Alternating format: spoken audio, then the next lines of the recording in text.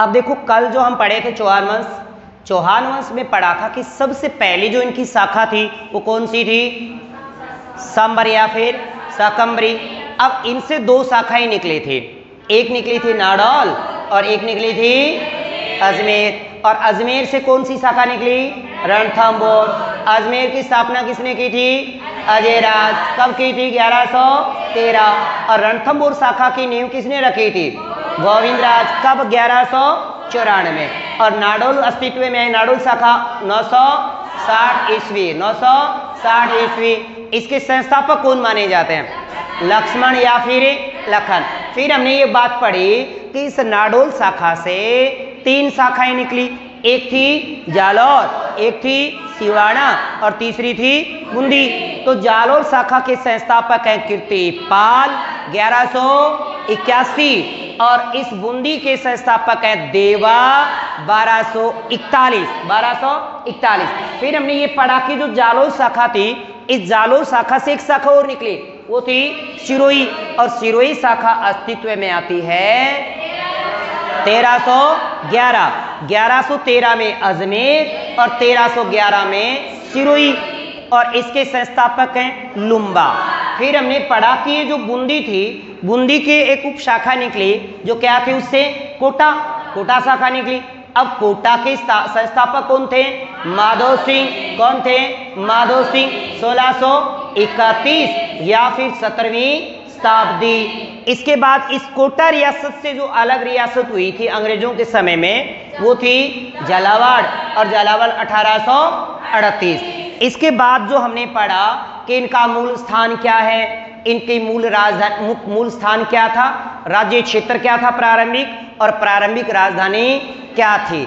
बिजोलिया अभिलेख हमें ये बतलाता है कि इनका जो प्रारंभिक राज्य क्षेत्र था वो जंगल प्रदेश था। क्या था? जंगल प्रदेश।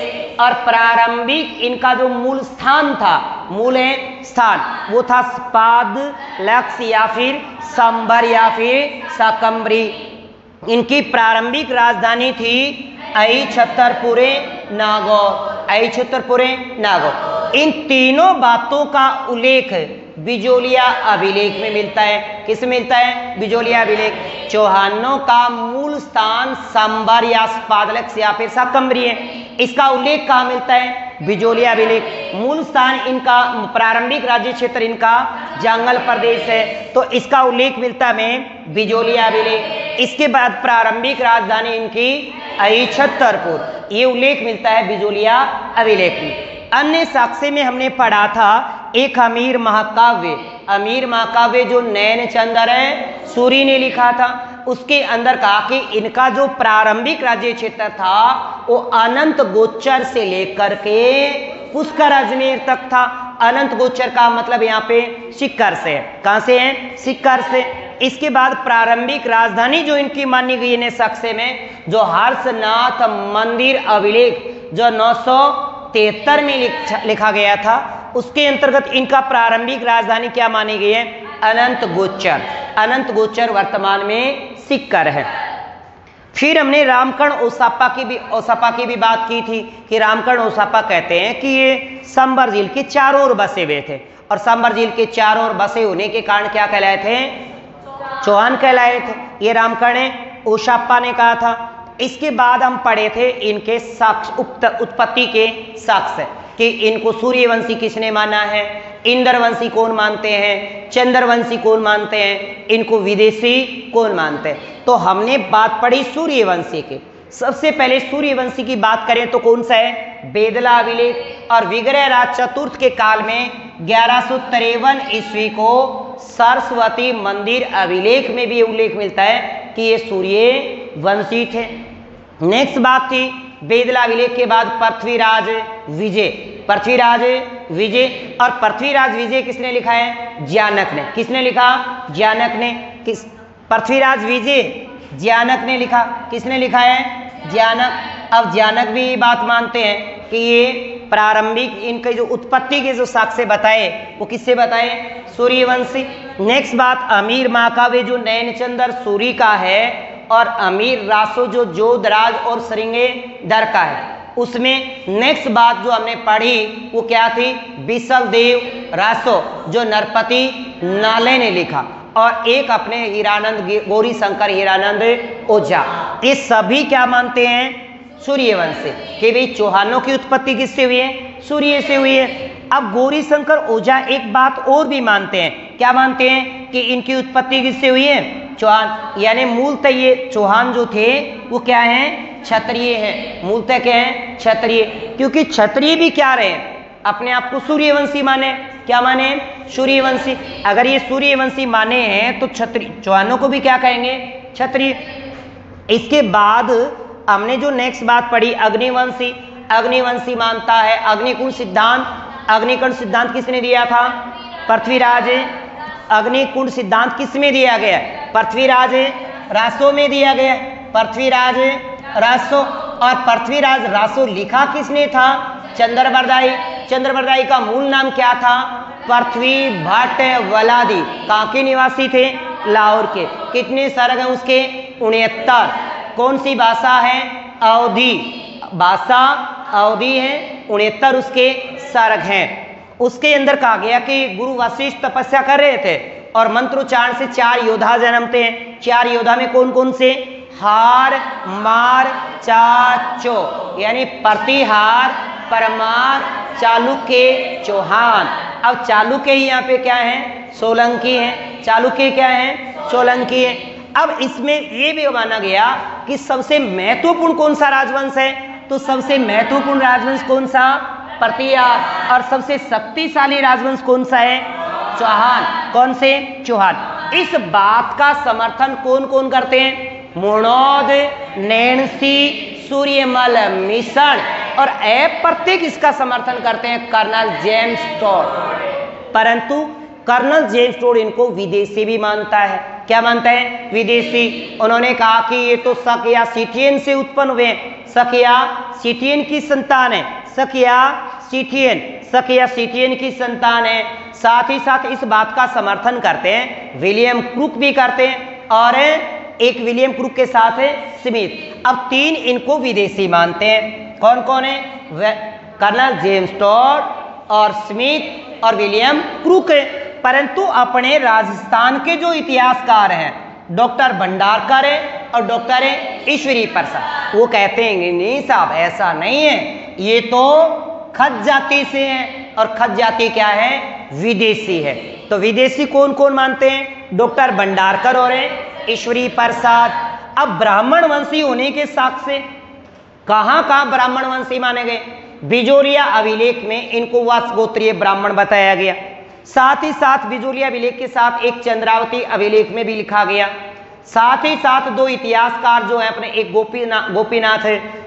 गोपीनाथ शर्मा और दशरथ शर्मा। क्यामख्या रासो जो जानकीवी द्वारा लिखा गया था। क्याम खानी मुसलमानों पे लिखा, क्याम खां पे लिखा, करम सिंह के ऊपर लिखा है। आप ये बात जानते होंगे कि आपने जी का गोगा जी का वंशज है। गोगा जी की 13वीं 14वीं पीढ़ी के एक शासक हुए जिसका नाम है करम सिंह, और कहते हैं कि करम सिंह बाद में मुस्लिम धर्म ग्रहण कर लेते हैं और करम सिंह का नाम बदल करके फिर क्याम खानी रख दिया गया। अब एक मुस्लिम था जिसका नाम लियाकत या नियाकत खां था। ये जान कवि के नाम से करतियां लिखता, और इसने लिखा कि हम जो थे वो गोगा जी के क्या है? वंशज हैं, और हमारे गोगा जी के मूल वंशज में जो रहा वो कौन था? करम सिंह था, और करम सिंह ही बाद में क्या बना था? क्याम खानी। अब यहाँ पे क्याम खानी जो मुस्लिम है इनकी शादी विवाह हिंदू धर्म के मुताबिक होते, चाहे अंदर जाके क्या पढ़ते हो, शादी में क्या पढ़ते हैं? भीतर जाके निकाह पढ़ते हैं, है ना। अंदर जाके अपने तो होते हैं अग्नि देवता, भू देवता, स्वाहा, अपने होता है भाई हिंदू धर्म में। जबकि मुस्लिम धर्म में जो कामख्यानी है इनके वैसे ही घोड़ी होती है, वैसे ही गीत गाए जाते हैं, ऐसे ही जिज्जे गाए जाते हैं, ऐसा ही बन्ना और बन्नी गाए जाते हैं। सारी रीति रिवाजें हिंदुओं की है, परंतु अंदर जाके क्या पढ़ते हैं? कबूल है बस। क्या पढ़ते हैं? कबूल। यानी जो काम खाने जो मुस्लिम थे, आज जो मुस्लिम हैं ये हिंदू ही थे। क्या थे? हिंदू। ये मुस्लिम नहीं थे, हिंदू थे। गोगा जी के जो अपने ददरेवा से, गोगा जी ददरेवा, अब ददरेवा के गोगाजी की पीढ़ी के करम सिंह हुए, और करम सिंह भी बाद में क्या बना था, क्याम खानी। इस क्याम खानी का इतिहास लिखा किसने, ज्ञान कवि ने, ज्ञान कवि ने, और इसका मूल नाम था नियखत का। कौन था, नियखत का। ये बात भी लिखी जाती है। एक चंद्रवंशी जो माना गया, चंद्रवंशी दो अभिलेख मानते हैं, एक तो सिरोही का अंचलेश्वर मंदिर अभिलेख, और एक था हांसी अभिलेख जो हरियाणा का है। आपको इंपोर्टेंट ये याद रखना है। इसके बाद जो बात पढ़ी थी हमने कि एक इंद्रवंशी मानते हैं रायपाल का शिवाड़ी अभिलेख, रायपाल का शिवाड़ी अभिलेख। शिवाड़ी कहाँ पड़ता है, पाली में पड़ता है। कहाँ पड़ता है, पाली। अब बताइए प्रतिहार किस, चौहान किसके सामंत थे, प्रतिहारों के थे। राठौड़ भी किसके हैं, प्रतिहारों के।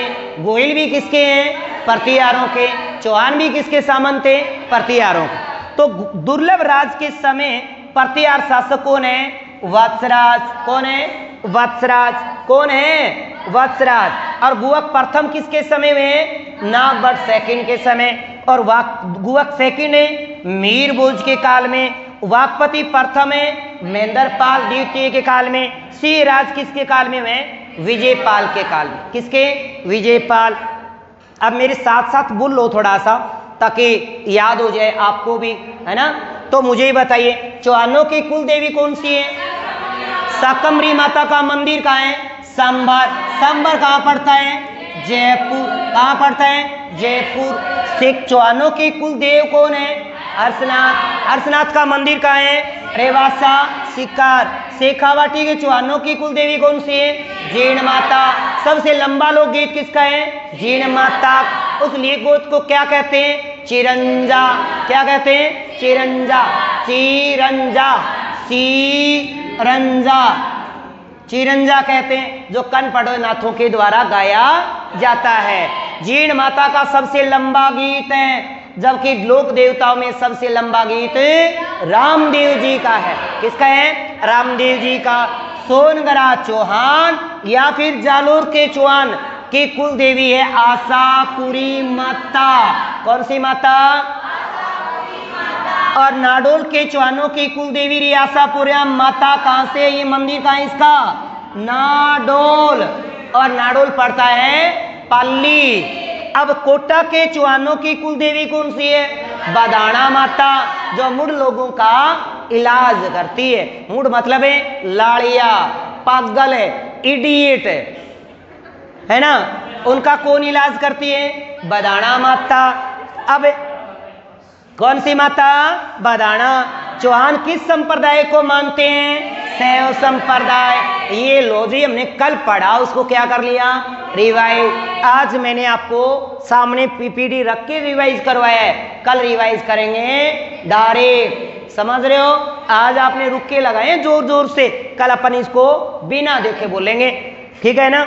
इसके बाद देखो, अब बात पढ़ेंगे, बहुत गजब बात है, ध्यान से सुनने वाली। अब बात आती बिजोलिया अभिलेख के। बिजोलिया अभिलेख डिटेल से पढ़ेंगे अपन, क्योंकि बिजोलिया अभिलेख अगर पढ़ लिया तो चौहानों की लगभग गणतरी जानकारी तो हम बिजोलिया में जगी। बिजोलिया अभिलेख देखो, सबसे पहले बिजोलिया अभिलेख ये याद रखना कब लिखा गया है, ये 1170। बिजोलिया अभिलेख 1170 में लिखा गया। अब थोड़ा सा एक आप दौड़ा रही है शांत, और फिर मेरा दीजिए आप साथ, एक बार थोड़ा सुन लो। अब क्या है कि इस बिजोलिया के अंदर एक मंदिर है जिसका नाम है पार्श्वनाथ जी का मंदिर। पार्श्वनाथ जी का मंदिर, भाई जैनों में 23वें तीर्थंकर हुए हैं पार्श्वनाथ जी। तो पार्श्वनाथ जी का मंदिर है, उस मंदिर में जैन श्वेतांबर, जैनियों के दो धर्म होते हैं, दो प्रकार की शाखाएं होती हैं। एक तो श्वेतांबर जो श्वेत वस्त्र धारण करते हैं, एक दिगंबर जो वस्त्र धारण नहीं करते और नारा लगाते हैं जिंदाबाद थे, जिंदाबाद हैं, जिंदाबाद रहेंगे, यानी कपड़ा नहीं पहनते। सीधी सी बात है, कोई कपड़े लत्ते का पैसा खर्चा नहीं होता। दुकान में जाके इनको नहीं कहना पड़ता कि ये उतार के दो भाई, क्यों, क्योंकि जैसे जिंदाबाद आए थे वैसे ही जिंदाबाद जाएंगे, जिंदाबाद रहते हैं।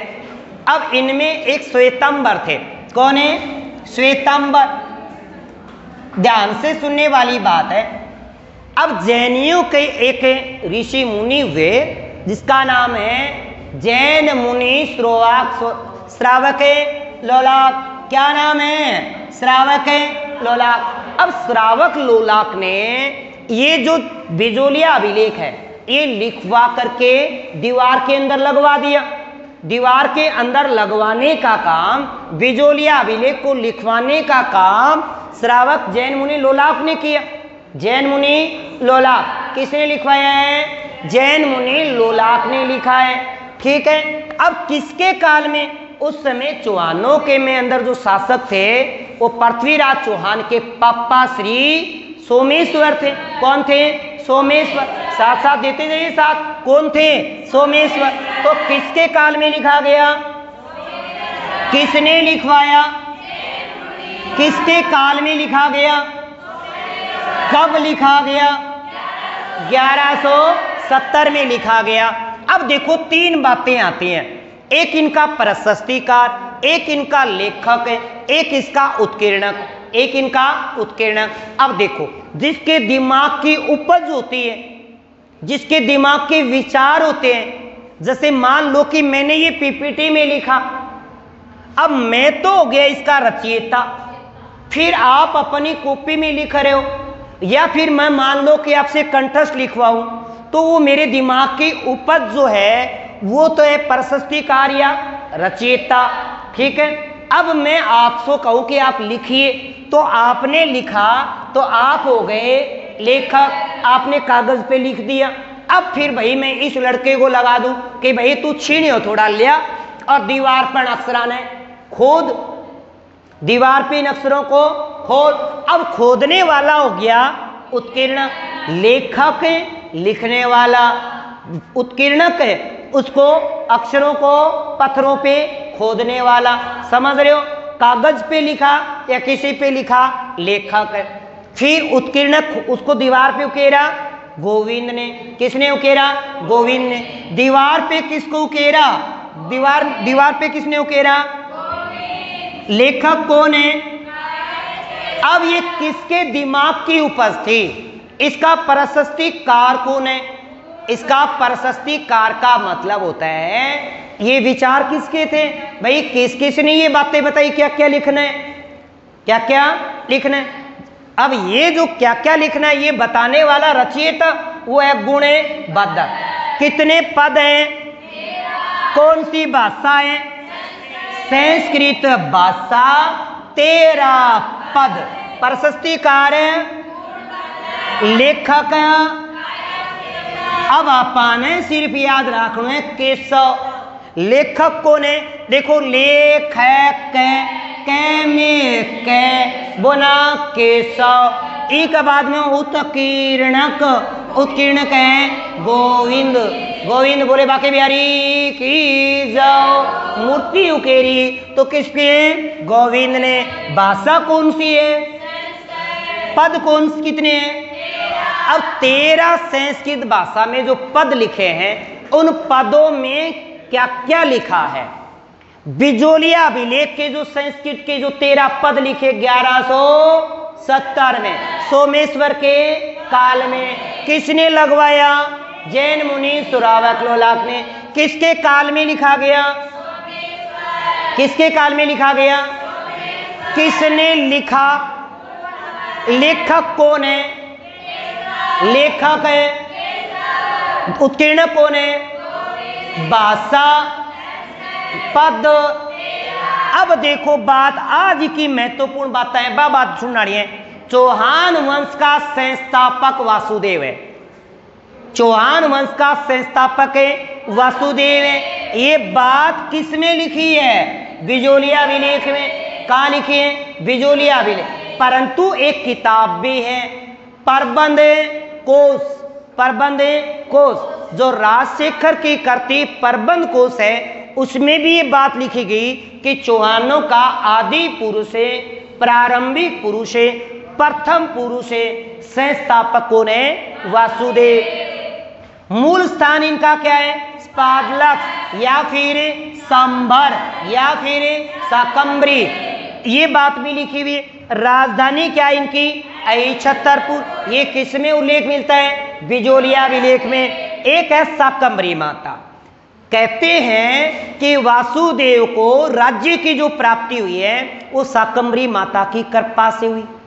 किसकी माता कृपा से? शाकंभरी माता।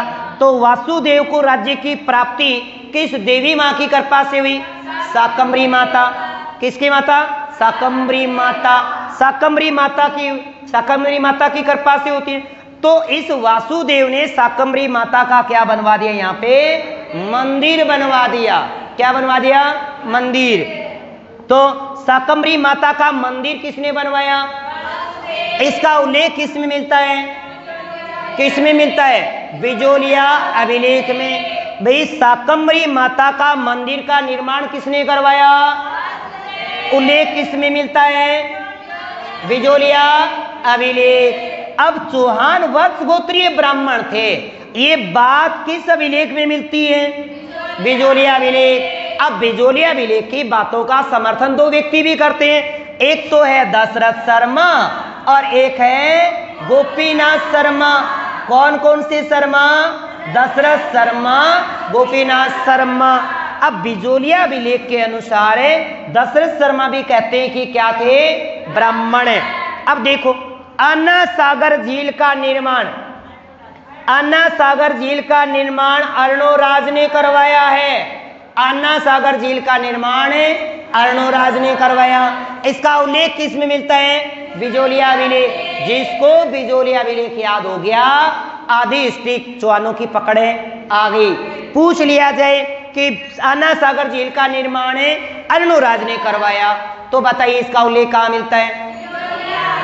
किसका मिलता है? बिल्कुल, शाबाश, धन्यवाद। भगवान आपको और सद्बुद्धि दे। माता रानी आपके कंठों पे ऐसे ही विराजमान रहे। क्यों? शाबाश। अब देखिए आगे की बात। सपाद लक्ष सांभर में अजमेरों के चौहानों की जो नामावली है, उनकी वंशावली, यानी शाकंभरी के चौहानों में कौन कौन राजा बने, कौन कौन राजा थे, उनकी नामावली या उनकी वंशावली। वासुदेव, वासुदेव के बाद उनका पड़को, फिर उनका सारा का नाम लिख रखे हैं। मैं क्या लिख रखे हैं? नाम। एक बाद में एक आओगो चौहाना में वाकपति। कौन है? वाकपति। कहते हैं कि वाकपति ने बूंदी जीता। अब हमें क्या पता भाई बूंदी जीता कि नहीं जीता? वाकपति ने क्या जीता? बूंदी। अब हमें क्या पता बूंदी जीता? हमें पता इस तरह चलता है कि बूंदी का पहले जो नाम था वो विंध्यावती था। क्या नाम था? विंध्यावती।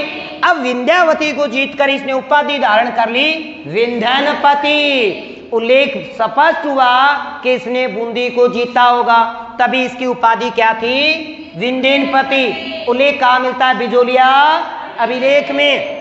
विग्रह राज चतुर्थ की बात करते हैं।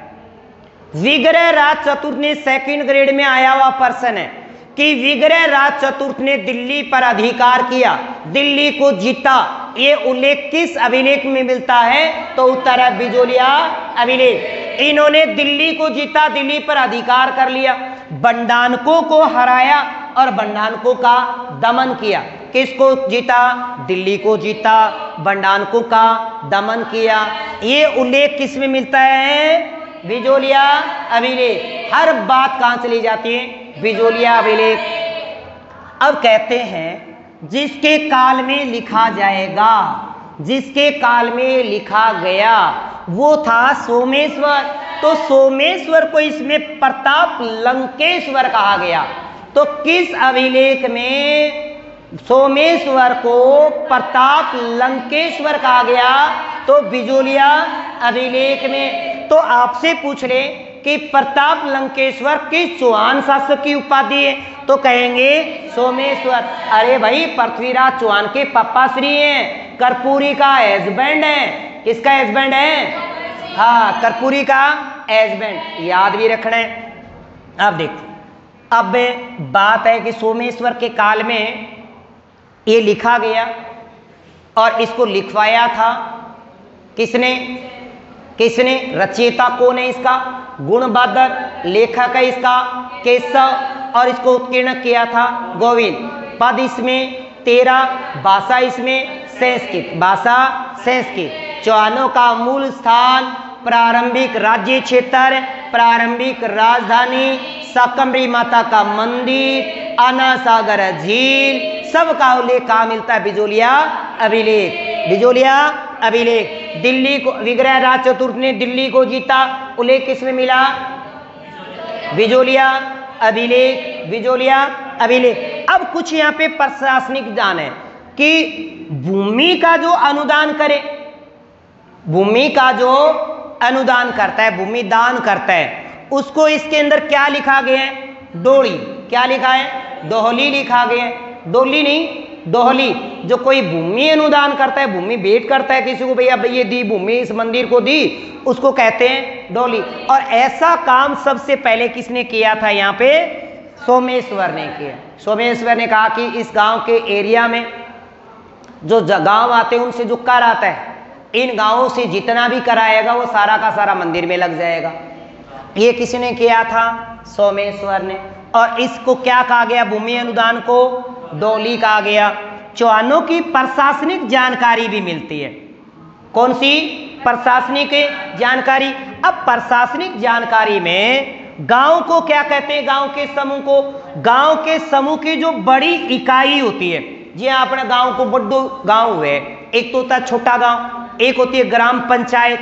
ग्राम पंचायत बड़ा गांव होता है ना, जैसे अपना ग्राम है, गांव है। अब गांव हो गया छोटा, गांव को ग्राम ही बोलते हैं। और बड़े एरिया को, राज्य को, जैसे देश होता है तो देश को उस समय भी देश बोलते थे, और गांव को क्या बोलते थे? गांव। पर गांव से जो बड़ी इकाई होती थी, बड़ी इकाई जैसे ग्राम है, पंचायत, उसको बोलते थे प्रतिगण। और प्रतिगण का जो अधिकारी होता था, जैसे आजकल वीडियो यानी अपना ग्राम सेवक और अपने एक सरपंच, उस समय वहां पे प्रशासनिक अधिकारी कौन था? पारिग्रही। पारिग्रही था। कौन था? पारिग्रही। यानी गांव के समूह का जो बड़ी इकाई होती, उसको क्या कहते? प्रतिगण। क्या कहते? प्रतिगण। और प्रतिगणों का जो अधिकारी होता, उसको क्या कहते हैं? पारिग्रही। पारिग्रही क्या कहेंगे? पारिग्रही कहेंगे। और गांव का जो अधिकारी होगा, गांव का अधिकारी, उसको कहा गया महतम। क्या कहा गया? महतम कहा गया।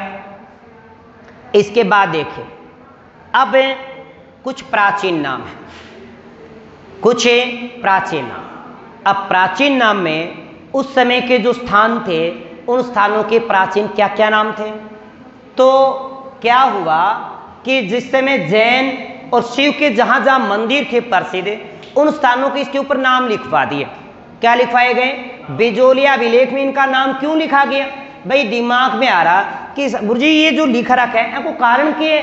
अरे भाई कारण इस प्रकार से कि जहाँ पे जैन मंदिर थे, जहाँ पे शिव के मंदिर थे, जैन और शिव के मंदिर जहां जहां थे ना, उन स्थानों के क्या लिख दिए गए? नाम लिख दिए गए। तो बिजोलिया को उस समय क्या लिखा जाता था प्राचीन में? विंध्यवल्ली या विद्यावल्ली। विंध्यवल्ली या फिर विद्यावल्ली। आगे चल के धीरे धीरे यही क्या कहलाया? बिजोलिया कहलाया। बात ऊपर माल की है। आपको पता है कि बिजोलिया का जो ठिकाना है, जो पठारी भाग है, उसे कहते हैं ऊपर माल का पठार। क्या कहते हैं? ऊपर माल का पठार। जब ज्योग्राफी में पढ़े तो अच्छा क्वेश्चन बनता है कि ऊपर माल के पठार का प्राचीन नाम क्या था? लो भाई, अच्छा क्वेश्चन बनेगा। अब आपके लिए तो बस ऐसे लग रहा है कि गुरुजी कोई कहाँ आएगी। अरे आ सकता है। ऊपर माल का प्राचीन नाम उत्तमाद्री था। क्या था? उत्तमाद्री। यानी ऊपर माल का जो पठार था उसको क्या कहते थे पहले? उत्तमाद्री। जालोर का प्राचीन नाम जबालीपुर था। ये उल्लेख हमें कहाँ मिला? बिजोलिया अभिलेख में। जैसे जालोर का प्राचीन नाम क्या है? जबालीपुर। ये उल्लेख कहाँ मिलता है? बिजोलिया अभिलेख। नाडोल को क्या कहा गया? नड्डुल। नाडोल को नड्डुल। सांबर को क्या कहा गया? शाकंभरी। नागौर को कहा गया छतरपुर। दिल्ली को कहा गया दिल्ली का या दिल्ली का? दिल्ली का या दिल्ली का? क्या? दिल्ली का। और धीरे धीरे यही पड़ गया आपका दिल्ली। बीनमाल को कहा जाता था श्रीमाल। और मंडलगढ़ को कहा जाता मंडकल, मंडल है कर, और नागदा को कहा जाता नाग हरिद। धीरे धीरे यहाँ हरिद हर गया और बन गया नागदा। क्या बना? नागदा। दोबारा सुने, प्राचीन नाम याद होने चाहिए। बिजोलिया का प्राचीन नाम क्या है? विजयावल्ली, या फिर शॉर्ट में ठठेरा वाला, या फिर विंध्यवल्ली। पर विंध्यनवती की बात करें तो आता है बूंदी। क्या आता है? बूंदी। ऊपर माल को क्या कहा गया? उते मादरी। जालोर को क्या कहा गया? बेनमाल को क्या कहा गया? श्रीमाल। नाडोल को क्या कहा गया? नड्डोल। नागदा को क्या कहा गया? नाग हरिद, नाग हरिद। नागदा को नाग हरिद। मंडलगढ़ भीलवाड़ा को मंडलकर। दिल्ली को दिल्ली का। जालोर को जवालीपुर। बेनमाल को श्रीमाल। ऊपर माल को ऊपर माल। ऊपर माल को उत्तमादरी। जालोर को नाडोल को संबर को नागौर को और संबर को शाकंभरी या फिर स्पाद लक्ष। शाकंभरी या फिर स्पाद लक्ष। संबर शाकंभरी नागौर का, दिल्ली का, बेनमाल का, जालोर का, जवालीपुर, भीनमाल का, नागदा का, नाग हरिद, मंडलगढ़, मंडलकर, दिल्ली का, संबर का शाकंभरी और बिजोलिया का विजयावल्ली। याद हुआ कि नहीं हुआ? अब देखिएगा आगे जो बात करेंगे बड़ी गजब गजब बातें होंगी। अब है अपना, अब होएगा शुरू। जैसे हमने बेसिक सारी बातें पढ़ ली, अब बेसिक बातों में इनमें क्या क्या पढ़ा? इनके मूल स्थान, पहले तो इनकी शाखाएं पढ़ी, फिर इनका मूल स्थान, प्रारंभिक राज्य क्षेत्र, प्रारंभिक राजधानी, फिर इनकी उत्पत्ति स्थल, फिर इनकी देवी और देवता, देवी देवताओं के बाद बिजोलिया अविले और चौहानों के संपर्क में प्रति आ रहे राजा, प्रति आ रहे राजा पड़े। अब यहाँ पे बात करें चौहानों की शाकंभरी शाखा अर्थात संबर शाखा। देखो, इसके संस्थापक आदि पुरुष, प्रथम पुरुष, चौहानों के प्रथम पुरुष या आदि पुरुष वो माने जाते हैं वासुदेव। कौन माने जाते हैं? वासुदेव। और वासुदेव ने चौहान वंश की नींव रखी 551 में। इस बात का उल्लेख 2 जगह मिलता है। कहाँ कहाँ मिलता है? 2 जगह। एक तो मिलता है बिजोलिया अभिलेख।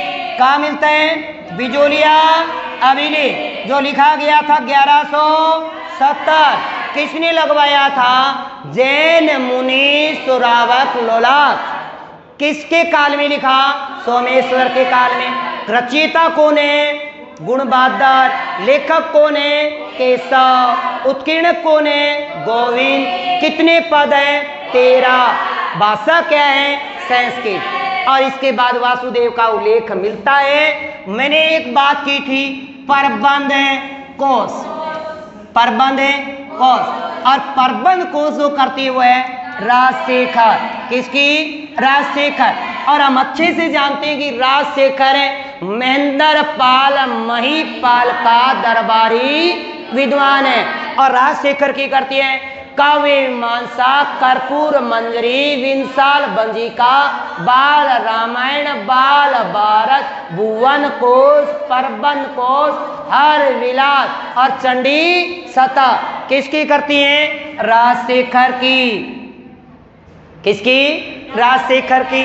अब देखो, संस्थापक इसके वासुदेव। अब इसका उल्लेख मिलता है किसमें? बिजोलिया अभिलेख। या फिर राजशेखर की करती प्रबंध कोश। अब राजशेखर किसके दरबारी विद्वान?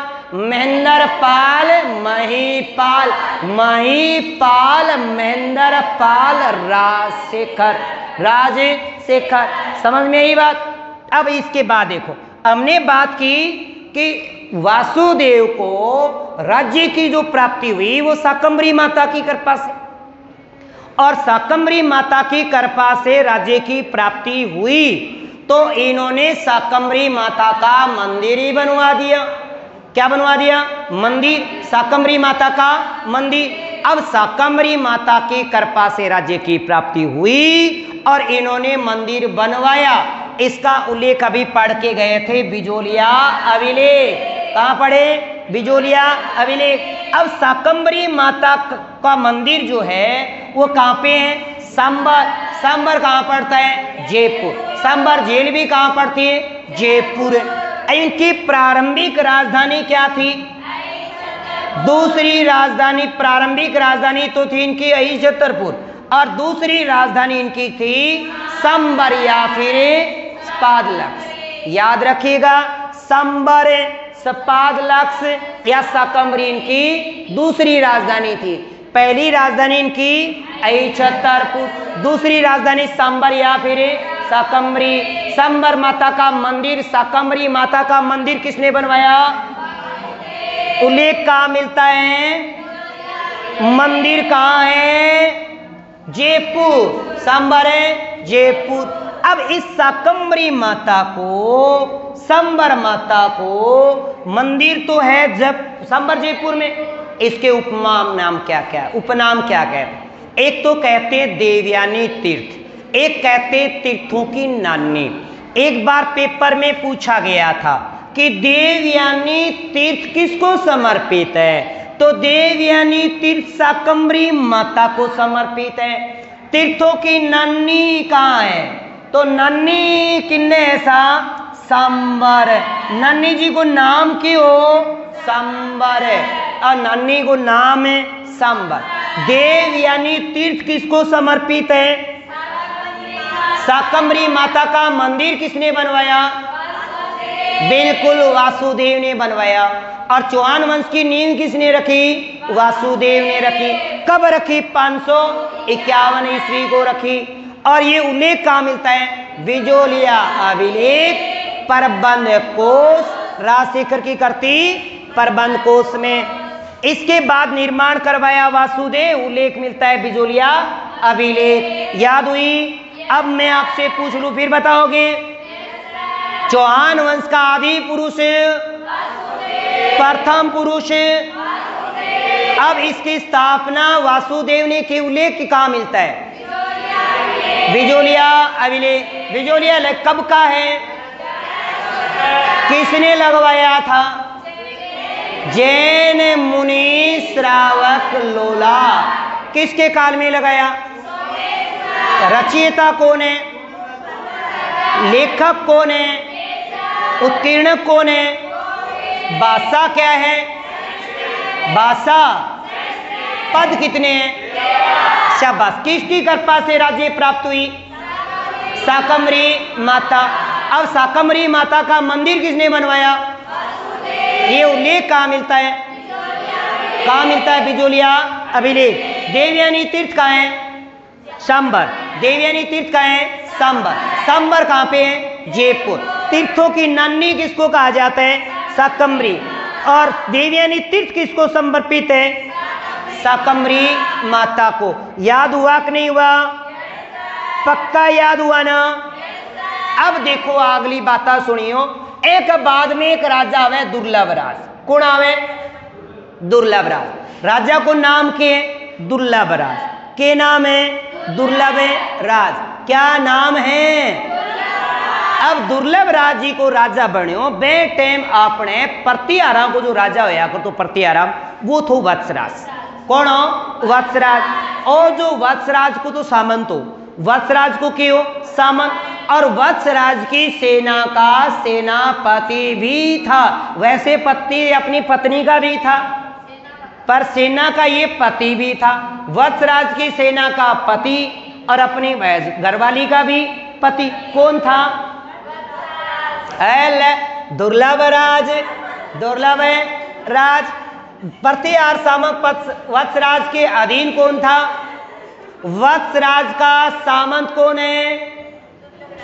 वत्सराज का सामंत प्रतिहार चौहान सामंत कौन है? अब वत्सराज के काल में आपको पता है त्रिराज्य संघर्ष चला था। क्या चला था? त्रिराज्य। कन्नौज को लेकर त्रिराज्यीय संघर्ष हुआ। क्या हुआ? किसको लेकर? बिल्कुल सही पकड़े हो भाभी जी, घर पे है। किसको लेकर? कन्नौज। अब कन्नौज को लेकर त्रिराज्यीय संघर्ष हुआ। अब उस समय 3 शक्तियां थी, पाल, प्रतिहार, राष्ट्रकूट। कौन कौन सी शक्तियां थी भारत में? पाल, प्रतिहार और राष्ट्रकूट। कौन कौन सी? पाल, प्रतिहार, राष्ट्रकूट। हर कोई चाहता, पाल चाहते कन्नौज पे अधिकार हो जाए, प्रतिहार चाहते कन्नौज पे अधिकार हो जाए, राष्ट्रकूट चाहते कन्नौज पे अधिकार हो जाए। हर की एक ही चाह थी कि कैसे भी करके कन्नौज मिल जाए बस, क्योंकि कन्नौज पे अधिकार होना मतलब संपूर्ण भारत पर आधिपत्य स्थापित करना था। अब प्रतिहार शासक वत्सराज ने क्या किया? त्रिराज्यीय संघर्ष शुरू कर दिया और उस त्रिराज्यीय संघर्ष में प्रतिहार शासक है वत्सराज ने इंद्रायुध को हरा दिया। किसको? इंद्रायुध। अब किन किन के बीच था? पाल, प्रतिहार और राष्ट्र। उसमें चौहानों की ओर से कौन लड़े थे? दुर्लभ राज। तो याद रखिएगा, त्रिराज्यीय संघर्ष, पाल, प्रतिहार, राष्ट्रकूट, उत्तरी शक्ति, पूर्वी शक्ति, दक्षिणी शक्ति। ये अपने पूर्वी, ये अपने दक्षिणी, और नहीं, ये पूर्वी और ये दक्षिणी और ये उत्तरी। उत्तरी भारत में राज प्रतिहारों का, पूर्वी भारत में राज राष्ट्रकूटों का और दक्षिणी भारत में राज पाल का था। तो उत्तरी, दक्षिणी और पूर्वी शक्ति, पाल, प्रतिहार, राष्ट्रकूट को लेकर था, कन्नौज को लेकर अधिकार। अब इसमें त्रिराज्यीय संघर्ष में भाग कौन लेता है? दुर्लभ राज। शुरू किसने किया था? वत्सराज। अब चौहानों में कौन लड़े थे? दुर्लभ राज। दुर्लभ राज पर पहला चौहान शासक भी था जिसके काल में पहली बार मुस्लिमें आक्रमण हुआ। पहली बार इस राजपुताने पर मुस्लिम आक्रमण हुआ, वो थे दुर्लभ राज। अब अगला आता है गुवक प्रथम। कौन है? गुवक प्रथम। अब गुवक प्रथम जब राजा थे तो इन्होंने हर्षनाथ जी का मंदिर बनवाया। किसका? हर्षनाथ जी का मंदिर बनवाया और मंदिर बनवाकर एक उपाधि धारण की, हर्षराय। हर्षराय की क्या कर ली? उपाधि धारण कर ली। नागभट्ट जो सेकंड थे, नागभट्ट सेकंड के, नागभट्ट द्वितीय, नागभट्ट सेकंड के ये सभा में भी थे। उनकी सभा कुछ राजसभा हुआ करती थी जिसे नागावलोक का दरबार कहते थे। उसके द्वारा इनको कौन सी उपाधि दी? वीर। यानी नागभट्ट ने कौन सी उपाधि दी है? वीर। स्वयं ने कौन सी उपाधि धारण की? हर्षराय। कब की भाई? क्यों की? क्योंकि हर्षनाथ जी का क्या बनवाया? मंदिर बनवाया। ठीक है।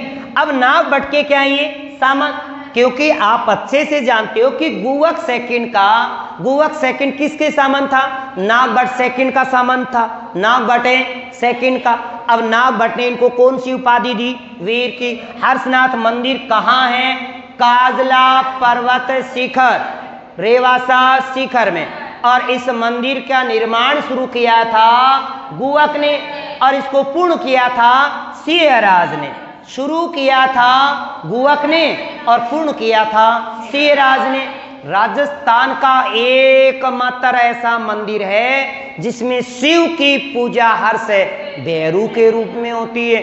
ये कई बार ये मधुआ है ना, नागण है, ऐसा शाम के भैरू के लगावे, छिट्टा लगावे, तो बेचारो बोड़ियो तो भैया ही नशे में रहे।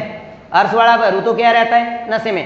तो राजस्थान का एकमात्र मंदिर जिसमें शिव की पूजा हर्ष भैरू के रूप में होती है वो रेवासा शिखर वाला काजला शिखरा पर्वत जो है हर्षनाथ जी का मंदिर। अब सुनो, इसके बाद आप ये जानते हो कि हर्षनाथ जी जो है वो चौहानों का कुलदेव है, कुल देव, और कुल देवी उनकी है शाकंभरी माता, और कुल देव इनका कौन है? हर्षनाथ जी, हर्षनाथ। अब कहते हैं नागभट्ट के काल में ये राजा तो थी चौहानों, एंड नागभट्ट ने आंख दिखानी शुरू कर दी।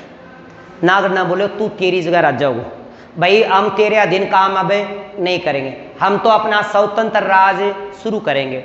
नागभट्ट ने कहा यार ऐसे कैसे करेगा यार तू, हैं हमने तेरा साथ दिया था। बोले साथ दियो तो देख जरूर थी तो तने साथ दियो तो तेरो मम्मी भी साथ दियो तो याद रखिएगा गुआ को फरतम जो था इसने नागभट्ट से अलग होने की सोच ली और नागभट्ट से अलग हो भी गया और अब नागभट्ट द्वितीय के अधीन रहकर शासन करने से मना कर दिया। बोले हम तो शासन आपके अधीन है नहीं करेंगे, हम तो अपना स्वतंत्र राज्य घोषित करेंगे और स्वतंत्र राजा बनेंगे साहब। तो याद ये रखना है, अच्छा क्वेश्चन ये बनेगा कि प्रतिहारों से मुक्त होकर के स्वतंत्र शासन की स्थापना करने वाला पहला चौहान शासक कौन है।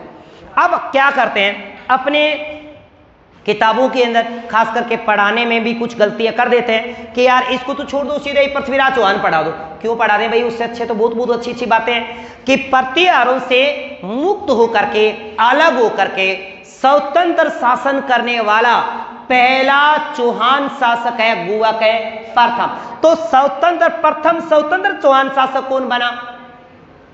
पहला स्वतंत्र चौहान शासक बना गुवक प्रथम।